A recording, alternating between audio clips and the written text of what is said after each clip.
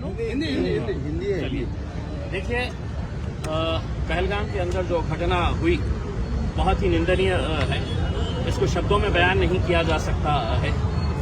हिंदुस्तान का सबसे खूबसूरत जो जगह कही जाती है कश्मीर के बारे में, वहां पर खून की होली कैसी खेली गई। दिन दहाड़े पड़ोसी मुल्क से आतंकी आते हैं और यहाँ पर वो खून की होली खेलकर चले जाते हैं और सरकार अपनी पीठ थपथपाने में लगी रहती है कि देखिए हमने कश्मीर से 370 हटाया, वहां से पूरी तरीके से आतंकवाद खत्म हो चुका है।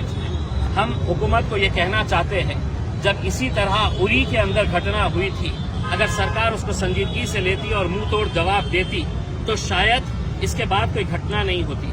लेकिन उसके उरी के बाद भी सिर्फ मीटिंगें हुई, चर्चा हुई, भाषण हुए, खत्म। उसके बाद पुलवामा हुआ और पुलवामा की घटना के बाद भी सिर्फ भाषण हुए, मीटिंग्स हुई और सिर्फ आश्वासन दिया गया कि हम ईंट का जवाब पत्थर से देंगे, मुंह तोड़ जवाब देंगे। अगर उस वक्त कार्रवाई करते तो शायद पहलगाम नहीं होता।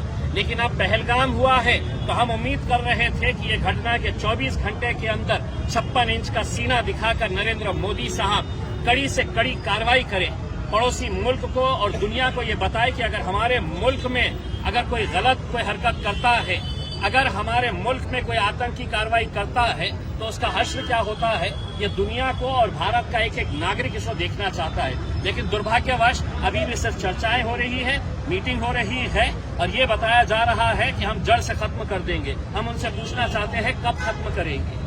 जल्द से जल्द इसके ऊपर कार्रवाई करें और हम पूरे देशवासियों को आश्वासन देना चाहते हैं कि सरकार जो फैसला करेगी उसके पीछे हम पूरी ताकत के साथ खड़े रहेंगे।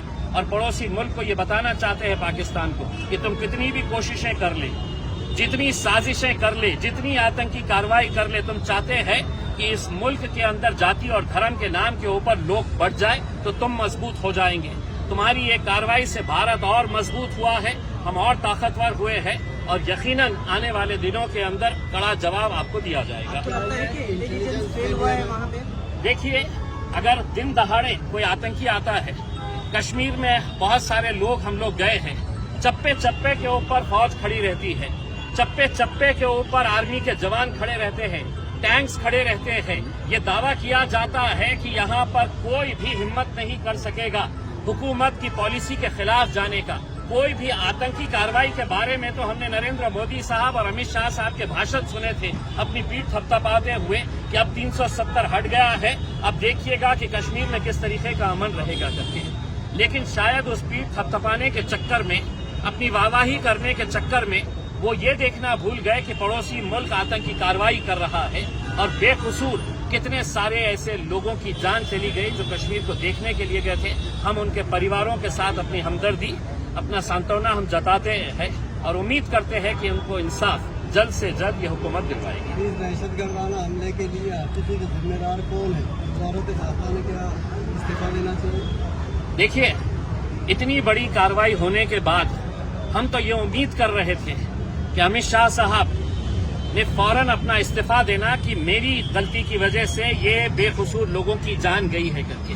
क्योंकि देश की सुरक्षा, एक एक देशवासी की सुरक्षा की जिम्मेदारी देश के गृह मंत्री की होती है और वहां पर जिस जगह के ऊपर ये घटना हुई है वहां पर यकीनन इंटेलिजेंस का लैप्स है।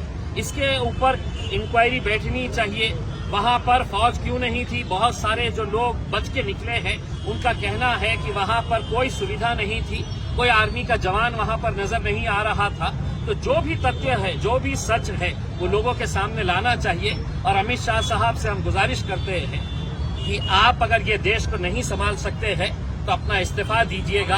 अगर आपकी पार्टी के अंदर कोई काबिल और शख्स है तो आप उसके हवाले ये गृह मंत्रालय कर लीजिएगा, वरना हम ऐसे बेकसूर लोगों की जाने जाते हुए अपनी आंखों से हम नहीं देख सकते। हिंदू मुस्लिम किए गए हैं। देखिए, ये जो नी जर्क रिएक्शन आप जो एग्रीमेंट्स वो कर रहे हैं, हम आपसे ये उम्मीद कर रहे हैं कि आपने हमारे देशवासियों का कत्ल किया है, आप क्या कार्रवाई करने वाले हैं? जो पेपरों के ऊपर एग्रीमेंट्स थे वो पेपरों के ऊपर एग्रीमेंट्स कैंसिल करना ये कोई बहुत बड़ी कार्रवाई नहीं ही है। वैसे भी हमारे क्या रिश्ते थे उनके साथ सबको पता है, उसमें कोई ऐसा रिश्ता नहीं था मोहब्बत का और प्यार का। उसमें तो अगर आप सिर्फ देशवासियों को ये गुमराह कर रहे हैं कि हमने ये एग्रीमेंट कैंसिल कर दिए हैं, वो एग्रीमेंट कैंसिल कर दिए हैं, तो अभी भी आप देश को गुमराह कर रहे हैं। आप ये बताइए कि हमारी फौज जो इतनी ताकतवर है, जिसका हमें अभिमान है, गर्व है, वो उसको क्या आदेश दिया जाता है कि आगे की कार्रवाई क्या करनी है। आज ऑल पार्टी मीटिंग रखी गई थी, उसे किस तरह से देखते हैं आप? देखिए, आज ऑल पार्टी मीटिंग के अंदर क्या हुआ है, जो उरी के बाद हुआ है, जो पुलवामा के बाद हुआ है, जो पहलगाम के बाद हुआ है, चर्चा हो रही है। जब हम आपको कह रहे हैं कि आप कोई चर्चा मत करिए, कोई पार्टी आपसे उम्मीद नहीं कर रही है कि आप हमको बुलाइएगा और चर्चा करिएगा करके, हम चाह रहे हैं कि आप कार्रवाई करें करके। और दूसरा ये है कि आज की जो मीटिंग थी ऑल पार्टी मीटिंग, वो ऑल पार्टी मीटिंग के अंदर वो पार्टियों को बुलाया गया है जिनके सांसद 5 से ज्यादा है। 5 से कम जिनके सांसद है उनको उस मीटिंग के अंदर बुलाया नहीं गया है। क्यों? असदुद्दीन अवैसी साहब क्या अपनी कॉन्स्टिट्यूएंसी के लाखों लोगों की नुमाइंदगी नहीं करते हैं उसमें? क्या इंडियन यूनियन मुस्लिम लीग के जो सांसद हैं वो अपनी कॉन्स्टिट्यूएंसी के लाखों लोगों की नुमाइंदगी नहीं करते हैं? क्या उन्हें ये इख्तियार नहीं है कि इस घटना की निंदा करने के लिए उस मीटिंग के अंदर उन्हें भी बुलाया जाना चाहिए था? लेकिन उन्होंने, किरण रिजिजू साहब को जब असदुद्दीन अवैसी साहब ने बात किया तो उन्होंने कहा कि नहीं, बहुत ज्यादा लोग हो जाएंगे, इस वजह से हमने कुछ कम लोगों को बुलाया है। हम ये कहना चाह रहे हैं, इतनी घटना के बाद क्या नरेंद्र मोदी साहब और अमित शाह साहब 1 घंटा एक्स्ट्रा नहीं दे सकते हैं? 1 घंटा एक्स्ट्रा नहीं बैठ सकते हैं चर्चा करने के लिए? और पूरे जितने सांसद हैं उनकी क्या राय है ये सुननी चाहिए थी। हम छोटी पार्टियों को नहीं बुलाया गया है, उसकी हम निंदा करते हैं। इस हमले के बाद कई सारे लोग हिंदू मुस्लिम कर रहे हैं, उसको क्या करेंगे? देखिए, ये 1%, 2% और पूरा का पूरा गोदी मीडिया जो है वो यही खेल खेल रहा है। क्योंकि जब सरकार अपना एजेंडा चलाती है तो उस एजेंडे का हिस्सा गोदी मीडिया भी हो चुकी है और इस तरीके से उनकी न्यूज को दिखाया जा रहा है जैसा मानो पूरे एंकर्स वहां पर मौजूद थे और जिस मीटिंग के अंदर ये हुआ था, ये आतंकी हमला होना चाहिए, उस मीटिंग के अंदर एंकर्स भी बैठे हुए थे।